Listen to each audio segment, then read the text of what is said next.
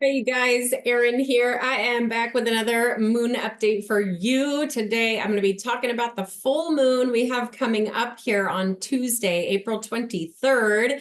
This full moon peaks at 4:48 p.m. Pacific time and takes place in the very intense sign of Scorpio.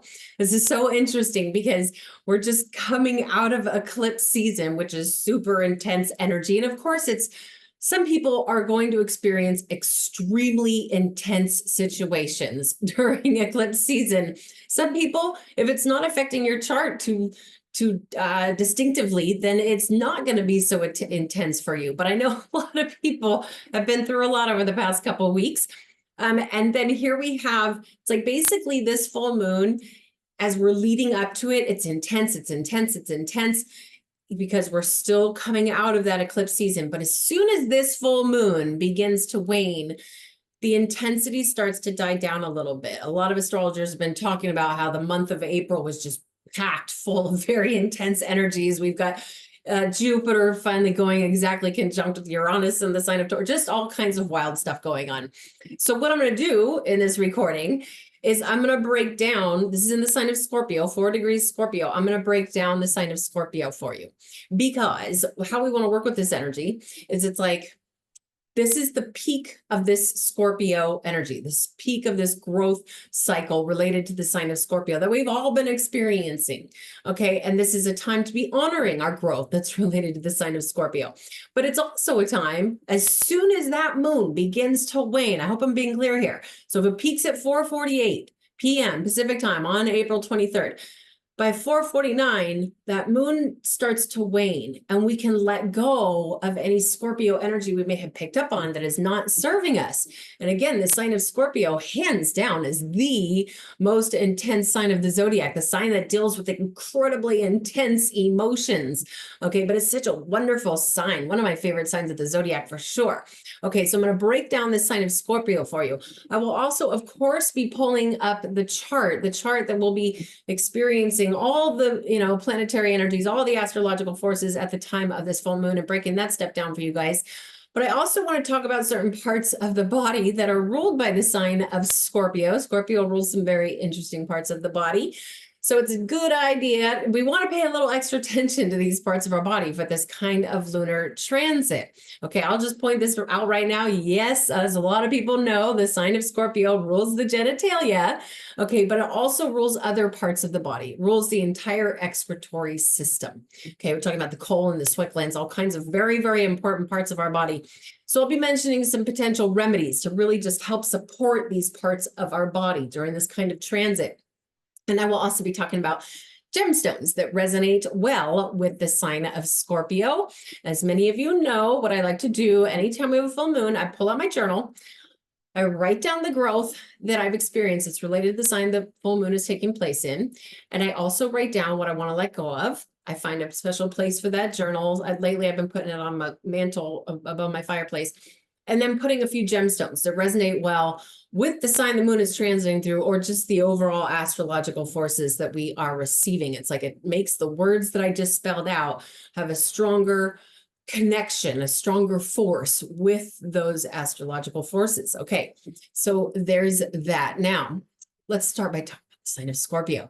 So Scorpio is what we call the fixed water sign. Now, when I say fixed, what I'm talking about is this ability to do, like, get into a rhythm and stick with it. It's fixed. It doesn't want to be changing the routine all the time. It's like, this is how we do this. We set the schedule for every Monday at 11 o'clock. We do this. And then, we stick with that rhythm.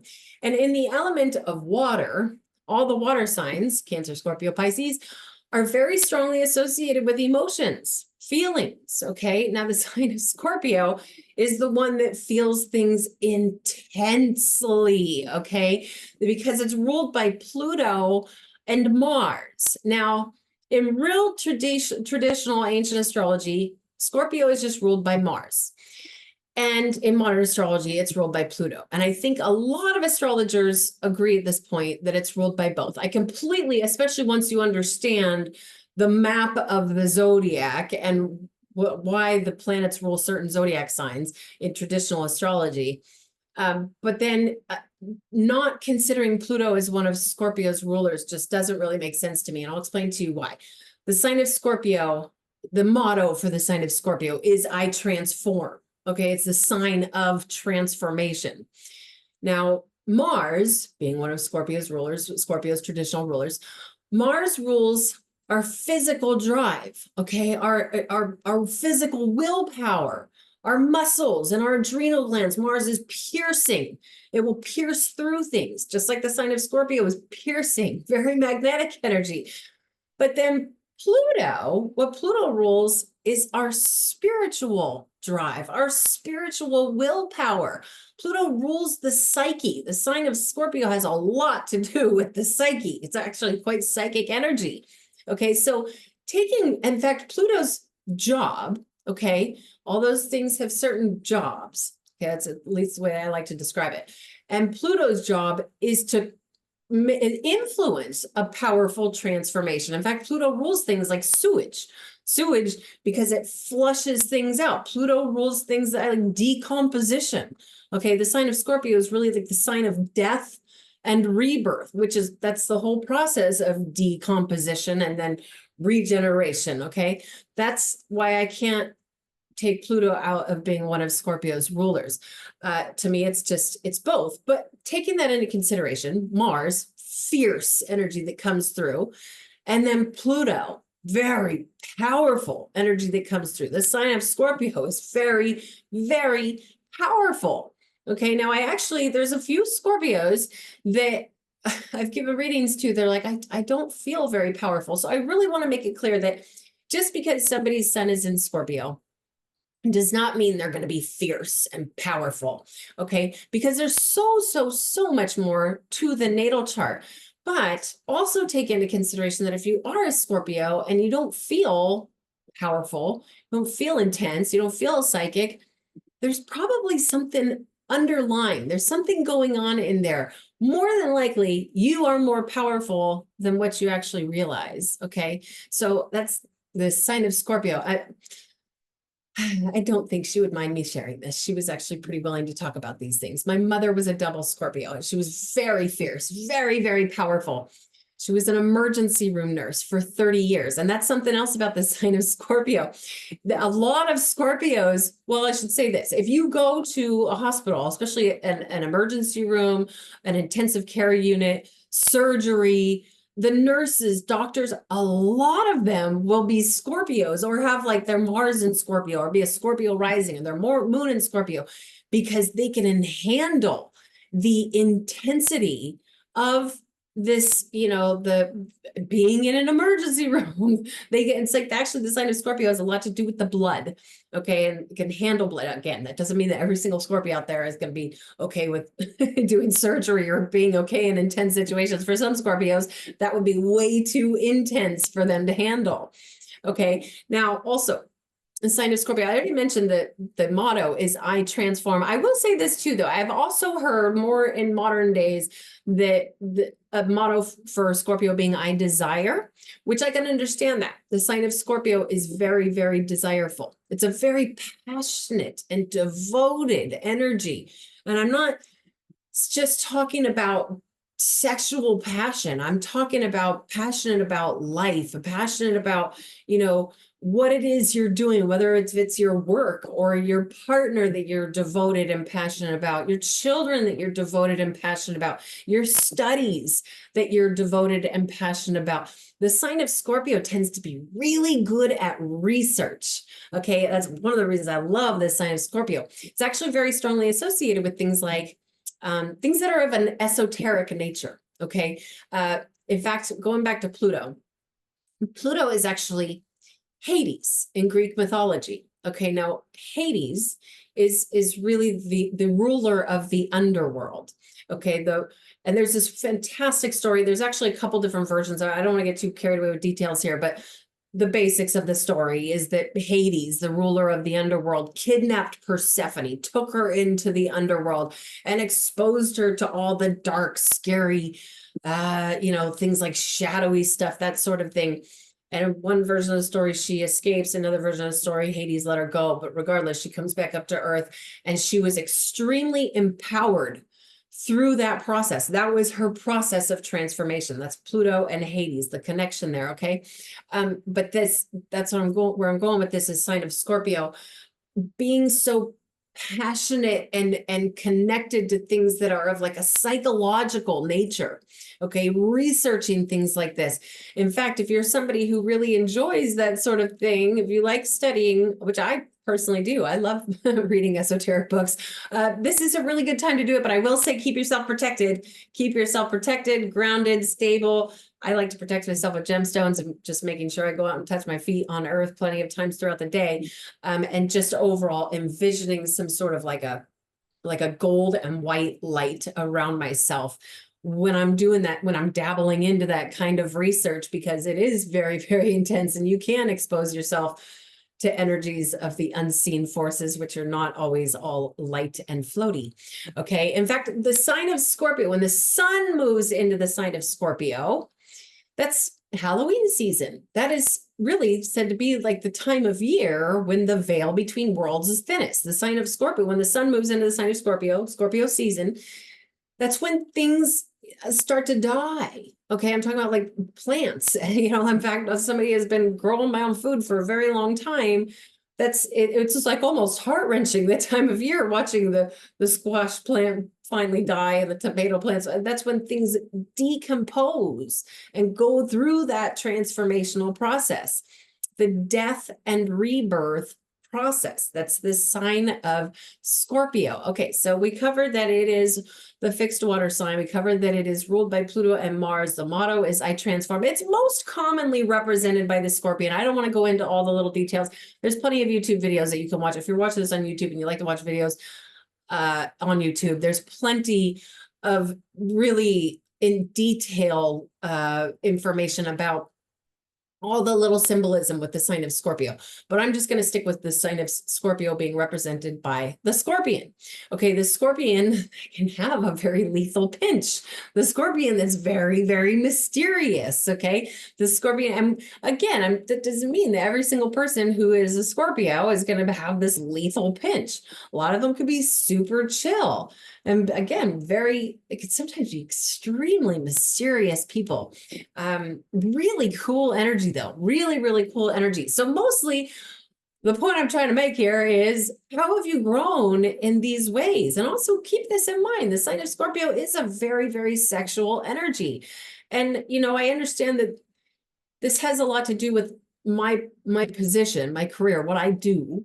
I come in touch with a lot of people, women and men, that have been through some very, very devastating and tragic sexual trauma. And I know that there's a lot of people out there who have been through that sort of thing, either from childhood or even in their adult years. And I have to say, bravo, if you've been working on healing that stuff, if you've been working on healing from that kind of trauma, this is a very good time to be honoring that growth. I'm going to go into gemstones that really kind of support that type of work as well. And if you are somebody, let's say you're just starting to realize, like, I got to heal from this stuff. This is really bringing me down. As soon as that moon begins to wane, this is a really good time to let go of that sexual trauma, or really even any kind of like psychological trauma, anything like that. This is, again, as soon as that moon begins to wane, you write that down in your journal. Okay, I think I covered everything I wanted to talk about with that sign of Scorpio. Hopefully you guys got the gist of it. Let's go ahead and pull up the chart here.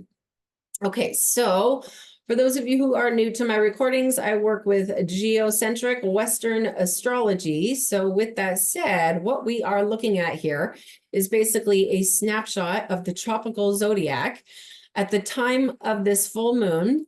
Now, these symbols right here are the symbols for the planets and the celestial bodies, like where I'm moving my mouse. Okay, like here's the sun, and over here is the moon. And when we go in the wheel a little ways, these things right here are the symbols or the glyphs for the zodiac signs that all these things will be beaming through onto Earth at the time of this full moon. Now, let's see here. Let's start out by talking about the moon over here. Oh, and by the way, if this is based on my location. For everybody on Earth, using Western astrology, the moon, here's the symbol for the moon, here's the symbol for the sign of Scorpio.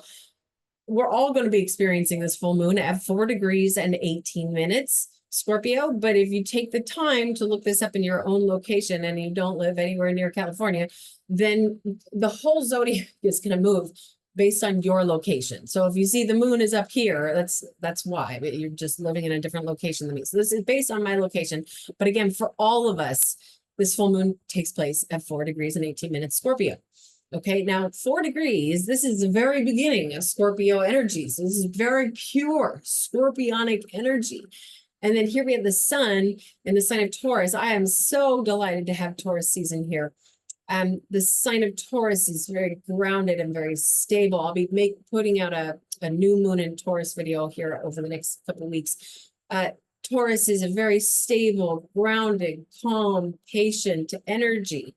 Okay, and not only that, but it's the fixed part, the middle of springtime. Well, at least for most of us in the world, the parts of it, the northern parts of the world, we're now steady into springtime, and hallelujah, it is starting to get warm in my location. I'm very grateful for that. But anytime we have a full moon, it means the sun and the moon are exactly opposite each other. Here's the sun at 14 degrees, 18 minutes, Taurus. They're exactly opposite each other. You know, this is really in part why full moons are so powerful. Like, we all experience this stuff uniquely, but of course we all experience it. But, you know, full moons is when we're kind of more sensitive to each other's energies. We're a little more sensitive to, you know, say you're sitting next to somebody who's having a cruddy day and it's a full moon, you're going to be more susceptible to picking up their cruddy emotions. On the flip side of that, if they've had a wonderful day, then you're sitting next to them and it's a full moon, you'll pick up those wonderful energies. Okay, again, of course, there's all kinds of things that can potentially counteract that. But for the most part, full moons is when we're a little more susceptible to each other, especially when it's in a water sign of very intense emotional energy. Okay, now, but the sun and the moon being opposite each other, it's like they are embracing each other's growth. The sun is the father, the moon is the mother. They're staring at each other in the zodiac, embracing the growth that they've experienced, that we've all experienced. Okay, now, this definitely the strongest aspect coming off of this full moon is this square over to Pluto. Okay, so here's Pluto, which is one of the main key players for this full moon because Pluto rules Scorpio. Okay, the moon is so strong. This is why I love focusing on the moon, because the moon is like it's like the most personal, technically not a planet, but to simplify this, the moon's like the most personal planet. Technically, the moon is not a planet, but all right, it's the most personal celestial body and has the quickest influence on us. The moon, it goes around this zodiac faster than anything else, goes around there every single month. Okay, and so whatever the moon is doing, she's like the distributor that goes around and distributes her light to anything she touches, that sort of thing, especially on a full moon. But anywho, here's Pluto. Okay, and here's the moon. Here's this red line that goes from here to here. This is technically called the square. It's approximately a 90-degree angle. In fact, it'll even be stronger, like an hour, 2 hours before this full moon. This is going to be a very strong square going over to Pluto, who's in the sign of Aquarius, which is another fixed sign. Stubborn, stuck kind of energy. But again, Pluto wants to create the powerful transformation. Okay, then here's the sun. I'm going to help to make better sense of this in just a moment here. Here's the sun in Taurus, again, another fixed sign, okay, that's also squaring Pluto. Okay, here's the sun and moon opposite each other, and here's Pluto. And the sun and the moon are both squaring Pluto in fixed signs. Okay, when something is fixed, it will stick. Okay, so here's Pluto, the bringer of powerful transformation, and there's the moon going through the sign of Scorpio, the sign of transformation, okay, through these fixed signs that want things to stick. So you let go, let's say let's go back to the sexual trauma, that kind of thing. Okay, you've been working on like letting some of this go. You write that down in your journal. I am releasing, you know, this stuck, intense, emotional trauma that I've experienced, whatever it was from childhood or whatever, And as soon as that moon begins to wane because of this square to Pluto, Pluto's like, let's flush it out. And again, the moon going through the sign of Scorpio, let's flush it out. And it sticks. It's fixed. All these signs are fixed. So it wants to stay. Okay. So, and keep in mind that our setting the intention, like we're focused, this is the truest thing I think I've ever heard. Where focus goes, energy flows. If you're focusing on really awful things, you don't want to be doing that with this kind of full moon. You want to focus on what's going to serve you, what's going to benefit you, because it will stick. Okay, there's that. Enough of that rambling. All right, let's head on over here and talk about Jupiter and Uranus. Okay, so on April 20th, which I doubt I'll get today is April 19th, so this video might get put out tomorrow. But on April 20th, Jupiter and Uranus finally go exactly conjunct. Okay, this is like, oh, this is a big deal. Everybody's freaking out. Because it is a big deal. It only happens once every 13 years. Okay, Uranus, let's start with the sign of Taurus. Again, Taurus is really like the sign of money. Okay, it's the sign of money, your possessions, what you worked hard to be able to materially possess, the things that you own, you worked hard for.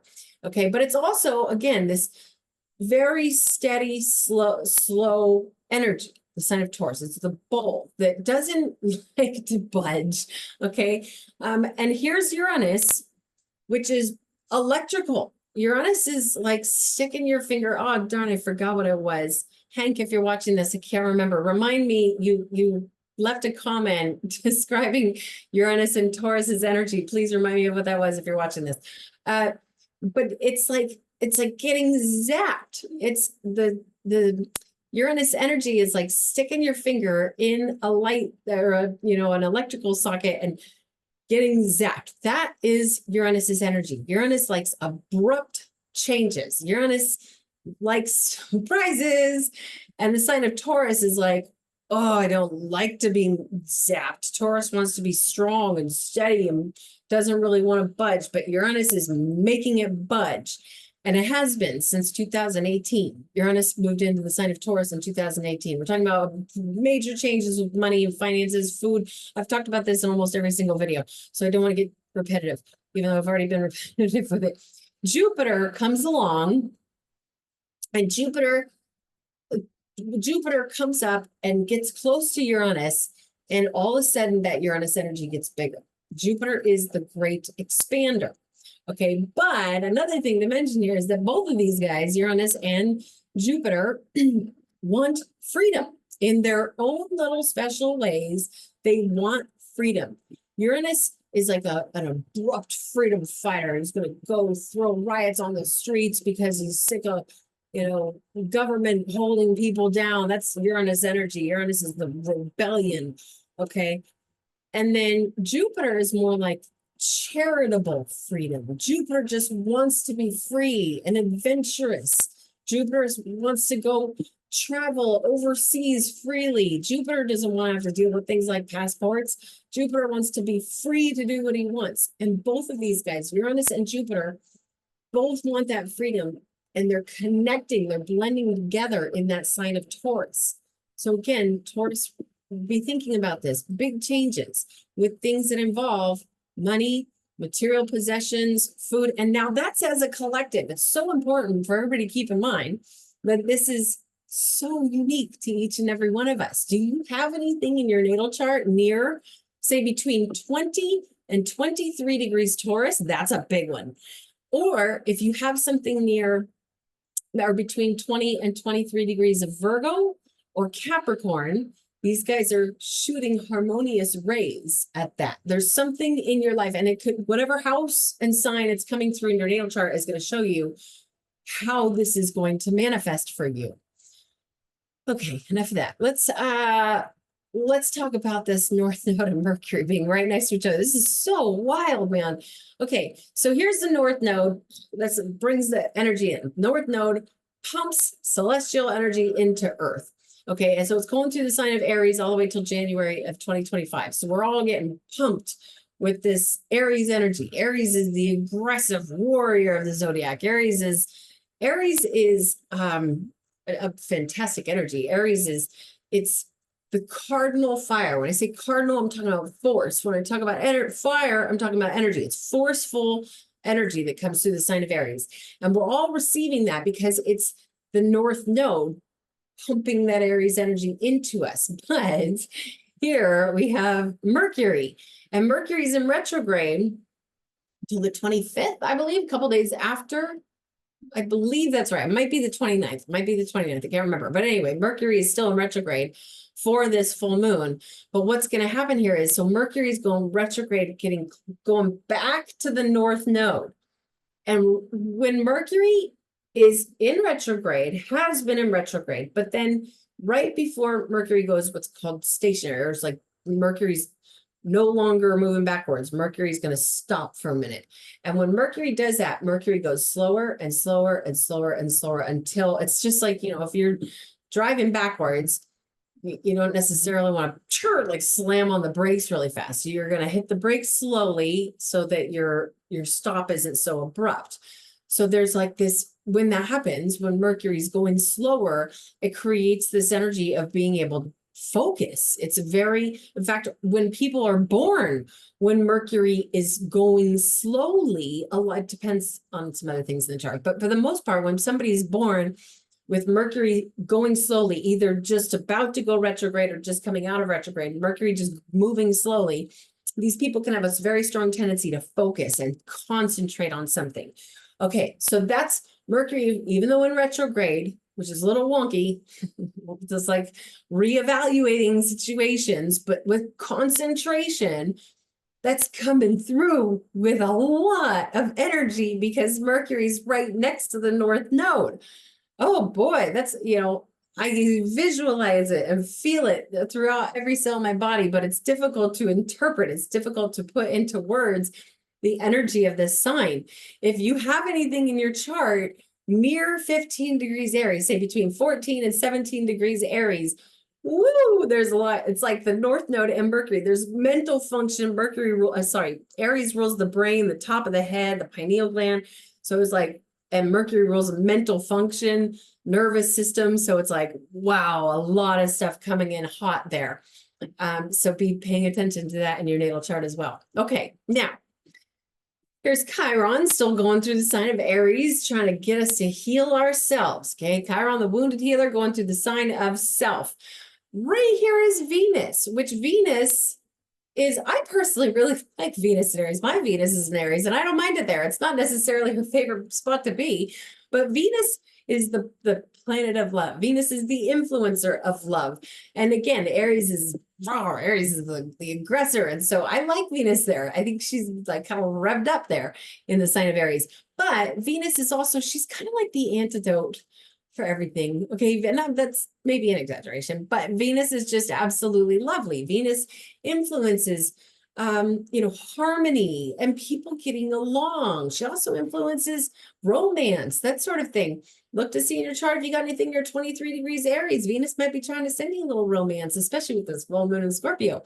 But okay, with Chiron there, fairly close to Venus, she actually just had crossed over Chiron before this full moon peaks, but still that brings in a little bit of soothing to the healing energies, going back to the fact that this sign of Scorpio, it is in essence, not to say if you were to like do internet search for keywords to describe the sign of Scorpio, you might not find the word healer there, but it kind of is a healer.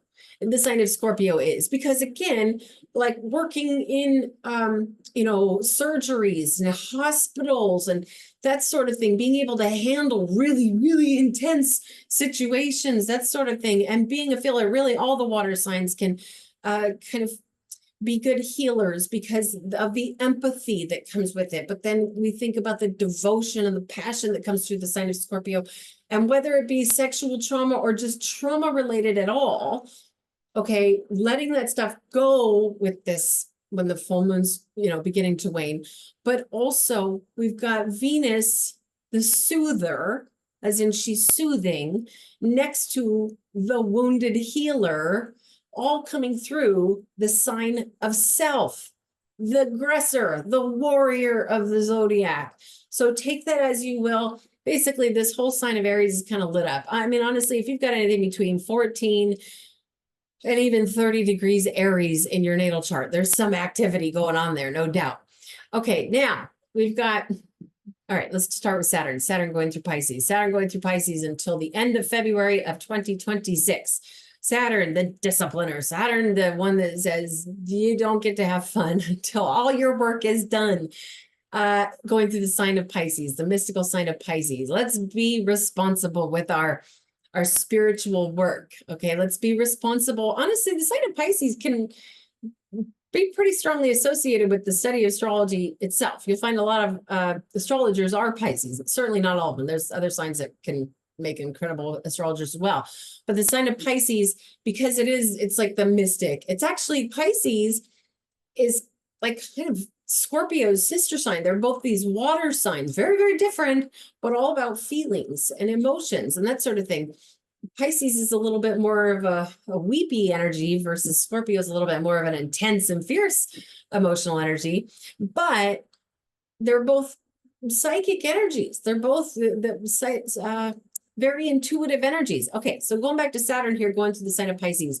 Saturn wants us to be responsible with all of these Piscean things. Saturn wants us to be responsible with our spiritual practices. Saturn wants us to be responsible with even our emotions, the flow of our emotions. Saturn going through Pisces says, let's be responsible about our emotions, but also Saturn going through Pisces can also, if you got anything in your natal chart near 15 degrees Pisces, just know that the discipliner, the one that wants us to be responsible, is sitting right up on top of that thing in your natal chart. And that can be a tough transit to handle for sure, but also can be a game changer as well for the positive. Can all of a sudden, say you've been kind of floating around for a while, haven't been taking care of your responsibilities. Then all of a sudden Saturn comes up and hits something in your natal chart and you're like, you know what? I need to take life more responsibly. I need to be serious about this. And again, especially if it has anything to do with spirituality or your psychic powers or intuition, anything like that. Okay, that makes sense. Now, Mars. Let's talk about Mars and Neptune. Okay, here's Mars, who's another, again, ruler of Scorpio. So Mars is kind of a key player for this transit as well, going through Pisces. Now, Mars doesn't necessarily want to be in the sign of Pisces because Pisces is this emotional, flowy kind of energy, and Mars wants to be revved up. Okay, we talked about the sign of Aries being the warrior of the zodiac and the aggressive, strong energy. Well, that's because Mars also rules Aries. Okay, Mars is aggressive energy, rules the muscles and the adrenal glands, and Pisces is the flowy mystic. And so Mars doesn't function the way it wants to in the sign of Pisces. As I've mentioned plenty of times, I love Mars and Pisces in the natal chart. Maybe that's because I am a Pisces with a lot of Aries energy in my chart. But that Mars and Pisces, it's like a drive to the world of the mystic. It's a drive to understand spirituality. And it's really, really, it's very strong right now, Mars in Pisces, because this right here, don't pay no mind to that circle with the X in it, because that's going to be different for everybody. But regardless, not for everybody, but for different locations. Okay, so this right here is Neptune, and this right here is Mars. Now, Neptune rules Pisces. Okay, here's Neptune coming through the sign of Pisces. Neptune is what makes Pisces what it is, really. Neptune rules mysticism. Neptune influences the world of the dreams. Neptune influences things like drugs and altered states of consciousness. And Neptune is very, very psychic energy, very, very mystical energy, but it's so unearthly. And when we've got Neptune going through Pisces, which that's another couple of years, Neptune's going through Pisces, but then we've got Mars creeping up on Neptune, who's trying to be revved up, but it's really like, what a strange blend of energies. It's kind of like, I'm picturing like a circus, like people who are acrobats at a circus where they're swinging back and forth on those giant swings, hanging from their knees and flipping around, kind of being aggressive with their actions, but it's still so flowy. It's still so mystical. Okay. And then of course, you go back to the fact that we have Saturn in Pisces as well. Saturn's like, we need to be a little bit more serious about this. Okay. But overall, let's say you're somebody who's trying to, take your spiritual studies very seriously. You're trying to, there's so many people out there there's so many people who just, over the last 4 or 5 years have been, even actually, it seems like it's really started since 2011. A lot of people more and more driven to understand things that are beyond the physical realm. And if you're somebody who's driven to study those things and understand those things, this is a kind of transit that could definitely provide some support with that, especially while we've got a full moon in the sign of Scorpio. So let's see here. Do we cover everybody? We didn't talk about the South Node going through Libra. So South Node, that's the drain point going through the sign of Libra all the way until January of 2025. The sign, this is, maybe it's because I'm experiencing a reverse nodal return, but I'm just not stoked about the South Node going through Libra. I love the sign of Libra. This South Node is the drain point. It's what takes energy away. And the sign of Libra is a sign of charm and balance and harmony and fairness and justice. It's like the sign that says, hey, you and me, we make this work together. This is a relationship. Okay. It doesn't have to be a romantic relationship. It certainly can. Libra is a sign of contracts, like making the contract fair for both parties. And here we have the drain point going through there until January of next year. That's not my favorite transit, but it is what it is. If you got anything near 15 degrees Libra, it might be time to let some of that stuff go, whatever it is. Let's say it's your Mars. Let's say your Mars is at around 15 degrees Libra. Then you got the drain point, draining out your Mars energy, draining out your energy overall, draining out something maybe in your muscles. Could be a good time for good detoxification. Okay, let's go back to medical astrology here. The sign of Libra actually rules the kidneys and also has a huge influence on the ovaries. And this, while the South Node is going through the sign of Libra, that could be a really good time for doing kidney cleanses, gentle kidney cleanses. I love parsley for gentle kidney cleanses, all sorts of wonderful things we can do for that. Okay, now, before I get into the body parts, let me just point a few more things out. Really just this entire chart here does suggest that it's important we pay a lot of attention to the top of our head. There's a lot of Aries energy going on. And then even the lower part of the head and the throat, okay, the voice, this whole area right here ruled by the sign of Taurus. There's just a lot of energy going through there.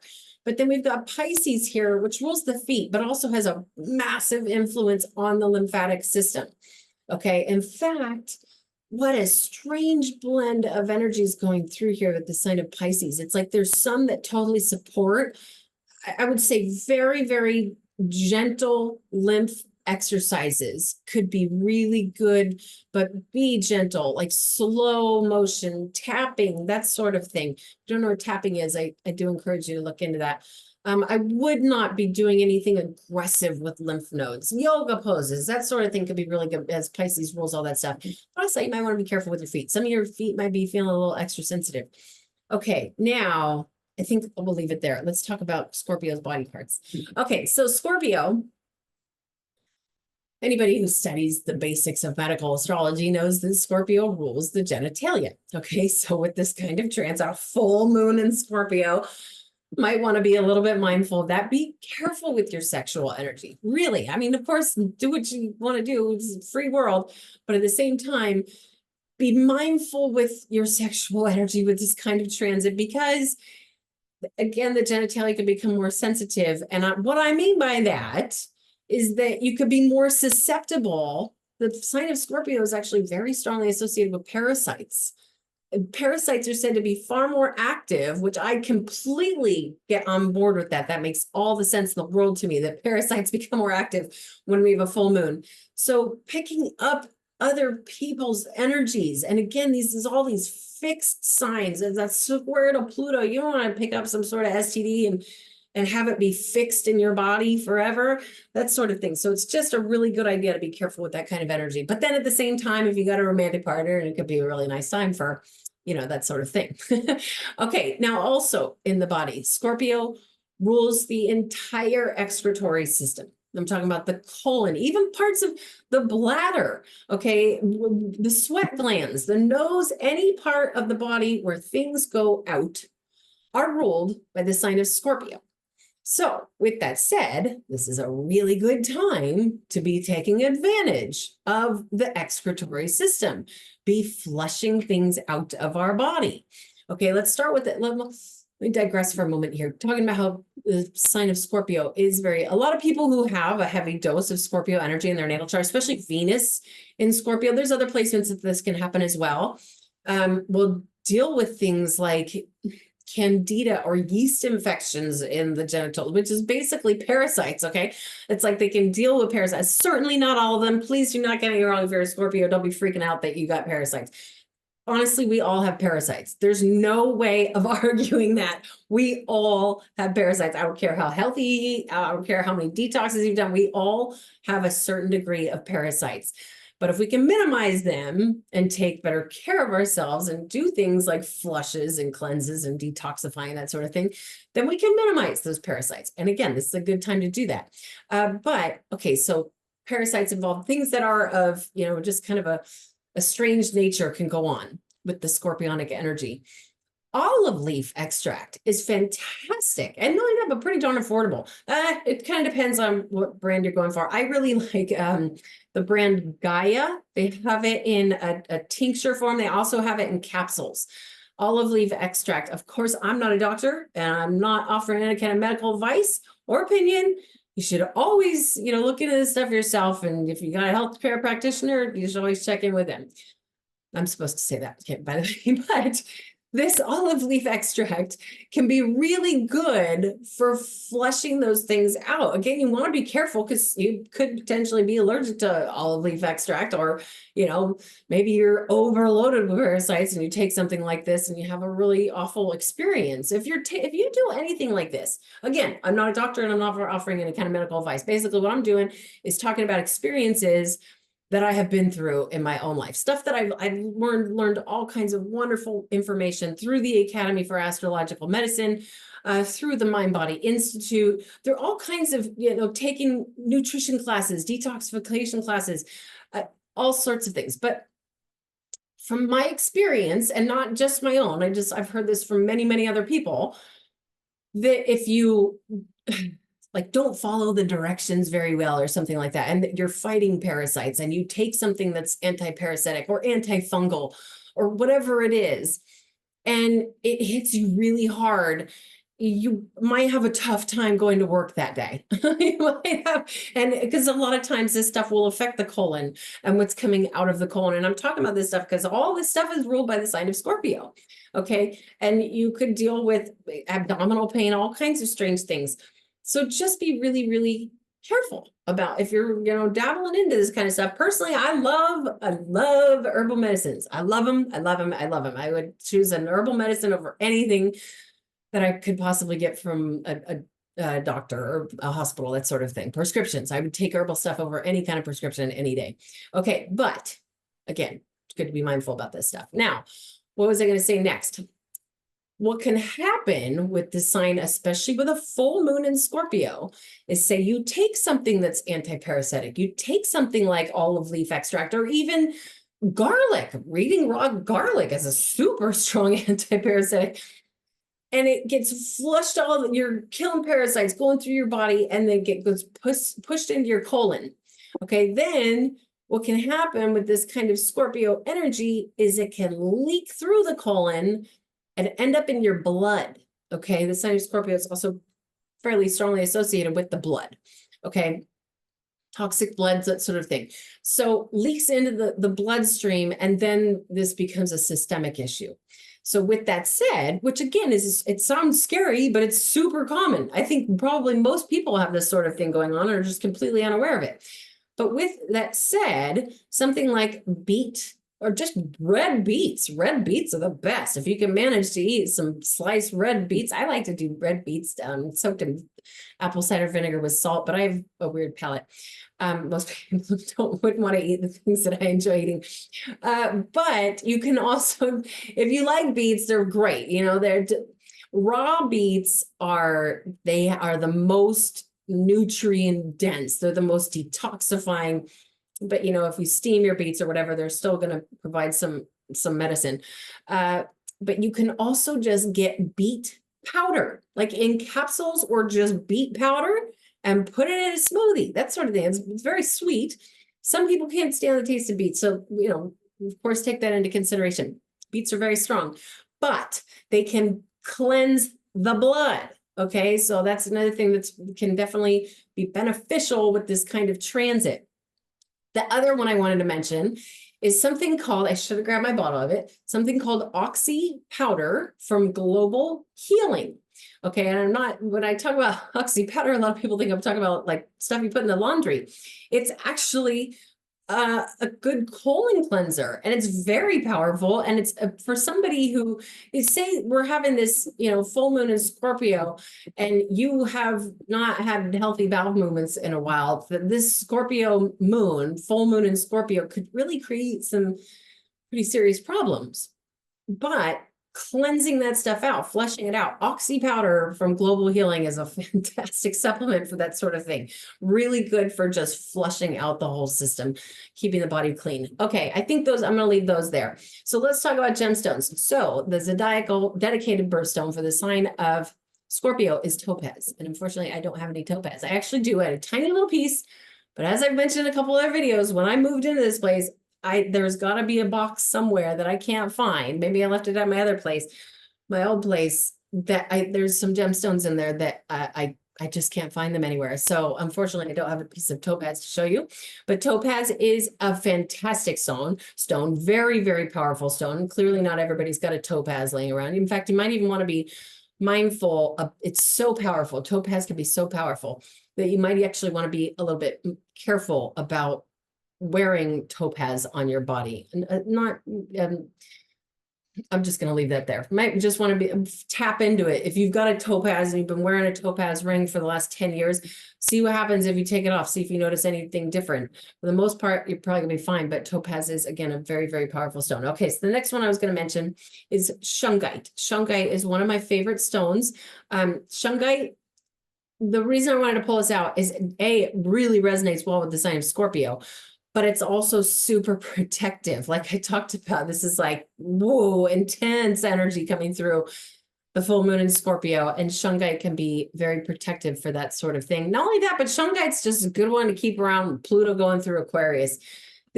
Can protect us against unwanted electromagnetic fields. Okay, shungite can be really, really good for that. I guess the next one I'll mention here is this piece of smoky quartz. Clearly, this is a big piece. You don't need a giant piece of smoky quartz. But smoky quartz is a really, really good one for this kind of transit. Most people, I shouldn't say most people, a lot of people just have smoky quartz laying around. Smoky quartz, if you go into any sort of metaphysical shop or crystal shop or something like that, you are definitely going to find, usually, especially you can find like the little more affordable pieces of smoky quartz. Again, part of the reason I love smoky quartz so much is because it's protective, but it's also amplifying. Okay, clear crystal quartz is cleansing, but it's not protective. Okay, smoky quartz is protective, but it's also amplifying.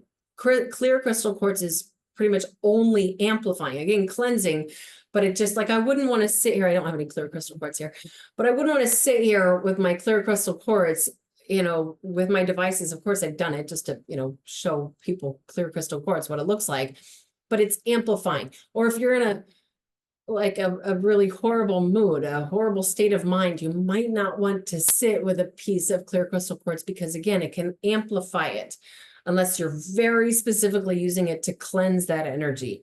But smoky quartz is protective, it is cleansing, and it's also amplifying. So smoky quartz, and not only that, but again, it resonates very well with the sign of Scorpio. The next one I'm going to mention here is malachite. Malachite Malachite is pretty much good for anything and everybody. Malachite is very, very protective. Again, resonates well with the sign of Scorpio. I kind of feel like almost everybody should have a piece of malachite in their house. Okay, so I'm going to bring this up as well. This right here is carnelian. Here's another piece right here. I don't wear this very often because I'm always afraid I'm going to break it, but this is a carnelian pendant. Here's another piece of carnelian right here. Carnelian resonates very well with the sign of Scorpio, but can also be extremely beneficial for healing sexual trauma.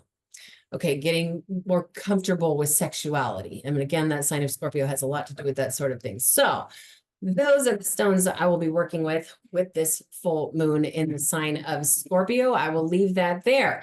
If you would like to schedule an astrology reading, please do visit erinwageastrology.com. I do hope to hear from some of you. And until next time, namaste to all of you.